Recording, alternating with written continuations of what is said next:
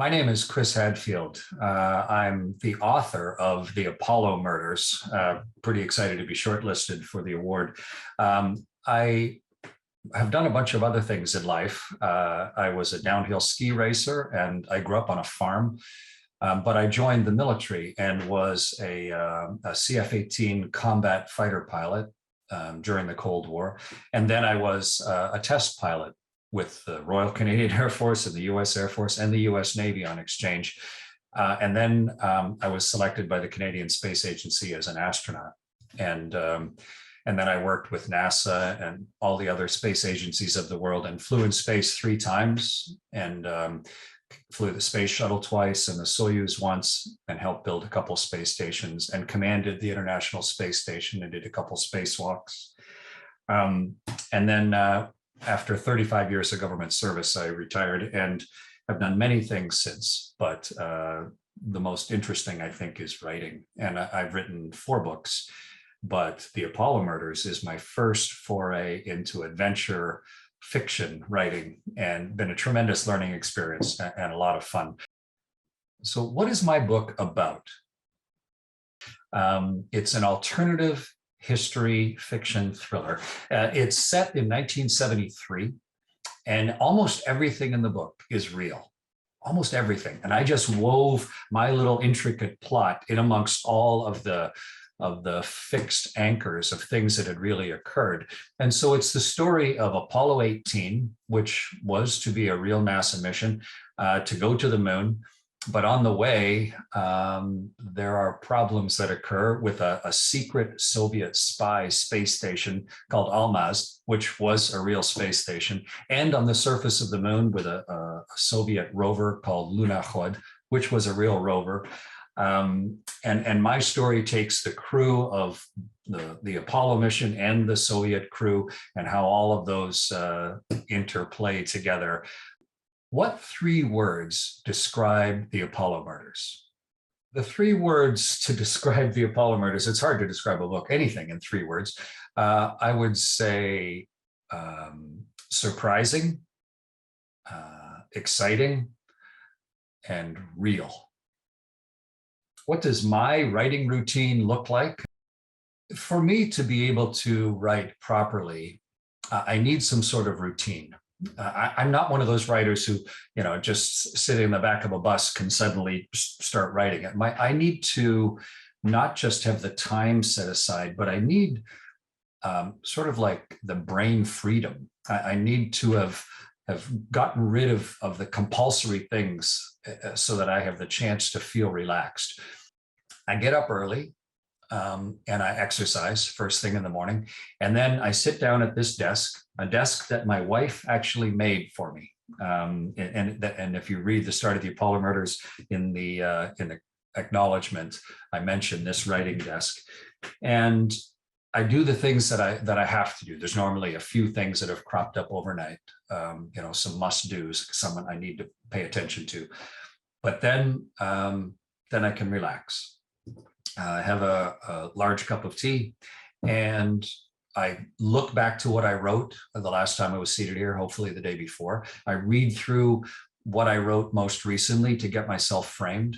And then I have a document of characters that I'm constantly tinkering with. And I have a document of timeline, which I'm constantly tinkering with, of how all this might flow together. And then I think about what would my characters do next? If I were this person or that person, what would logically happen next? And then I start writing. And I try and write about 1,000 words, if I can, a day successfully. So from maybe 8:30 in the morning, by the time I get going, until lunchtime, till 12:30 or so. And I don't hold myself to it, but I feel successful if I get somewhere near 1,000 words. Some days I might get 2,000. Some days a little less. This morning, I got about 700 words. So a fairly successful morning as I'm writing the next book. And then it's also important to be seeding your brain. And so I'm always reading other adventure books and thriller books while I'm writing one, just so that you I don't know, are framed properly so that you're in the mood, you're in that part. If I spent all my time reading technical journals or something else, I'd probably get distracted from it. So it sort of feels like I'm just, doing the right exercises for the muscles of my brain. So other than being a writer, what was my dream job? I have lots of dream jobs that I would love to do and things I've been dreaming about since I was a kid.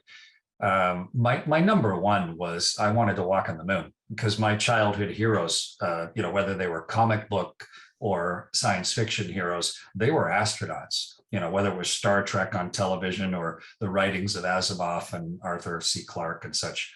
I just thought that was the coolest thing ever. But I'm also fascinated by archaeology. And not necessarily just a Raiders of the Lost Ark kind of archaeologist, but just the idea of uncovering our own past. That always fascinated me. And even going further back, paleontology, the study of the origins of humanity itself. I've always pictured myself and being interested in those areas, but I just haven't found time so far in life yet to do those things. I also would have loved to be an Olympian, to compete in the Olympics, where you are trying to push your will and your body to the absolute limit. But I'm one of those very rare humans who has been lucky enough to not only get to be the person and do the job that I was dreaming of, but actually to discover that it was better than I dreamed it would be. And flying in space is the most magnificent, rich experience that I could possibly recommend. And I count myself enormously lucky. In real life, what is my kind of adventure? For me, a grand adventure should serve some sort of purpose for myself, but also it should require that I have to better myself or change myself in order to be able to do that thing. And so if, for example, I'm going to go somewhere around the world or off of the world, then I want to study it and understand it and then try and gain some skills so that I'm going to not only get more out of it, but also maybe contribute towards it.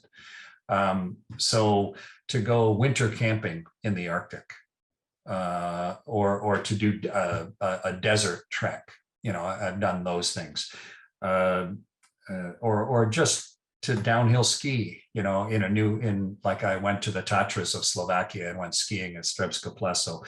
And so where I feel this great combination of something new, something learning, something that challenges me, something that when I finish, I will really feel a sensation of accomplishment and a personal betterment and maybe a better insight into something I didn't understand before. To me, that's the very essence of a successful adventure.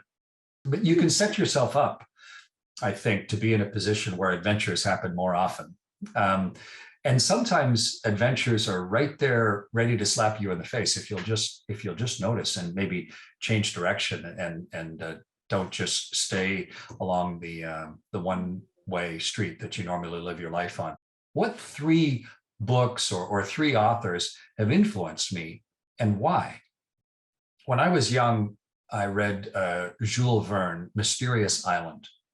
And I understand the English version is quite different than the French version. And it's quite a sort of a Victorian boy's tale of humanity triumphing in adversity over nature. But I found it quite inspiring in the mental agility and flexibility and alacrity of the crew that were shipwrecked or balloon wrecked on this island, and how they managed to thrive under these tough set of circumstances and faced with mysterious, external forces and stuff.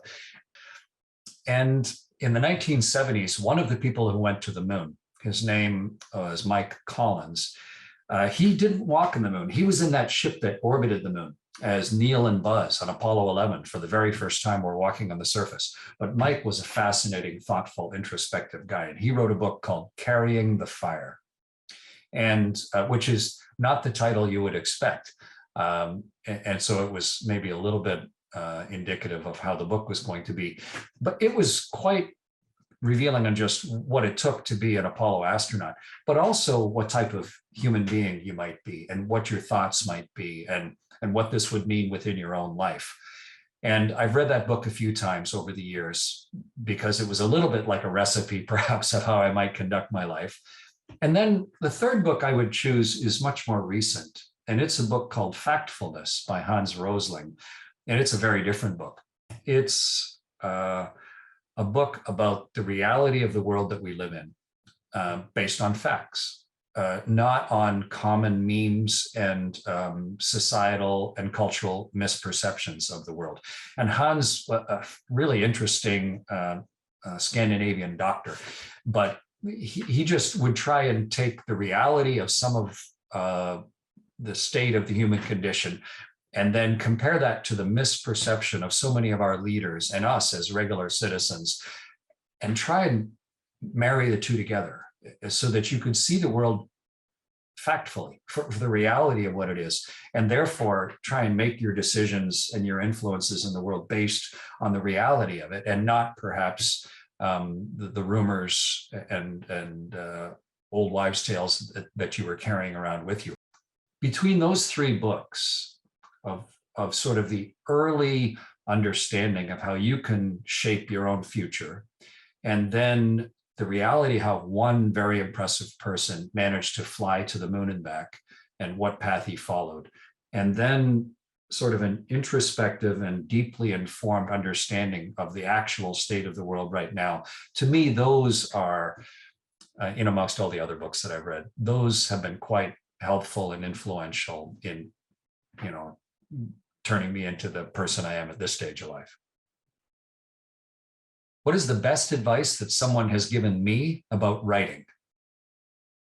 I read Stephen King's book on writing, and I found it extremely helpful. A lot of just good practical advice from Stephen. And then perhaps, I don't know whether he really thought it through or not, but he included a section in that book of his rough writing before it gets edited. And that was so helpful to me, because it's kind of terrible. Like, it's poorly written. Like, you can see, oh, there's some cool ideas in here, but it's desperately in need of back editing and cleaning up and stopping with word repetitions and all the rest of it. But I found that very, very helpful. He also talked about the mechanics of how he sat down and wrote every day, and what his objectives were. And I found that really useful as well. It just kind of gave me a framework for what normal was like for a fiction author. And then something that Ray Bradbury said, who wrote, of course, Fahrenheit 451 and Martian Chronicles and such. He said something, it's quite a well-known quote, but I found it quite permission-giving as well. And that is, if you want to be a writer, and I'm paraphrasing him, write one short story a week, because no one can write 52 bad short stories in a row.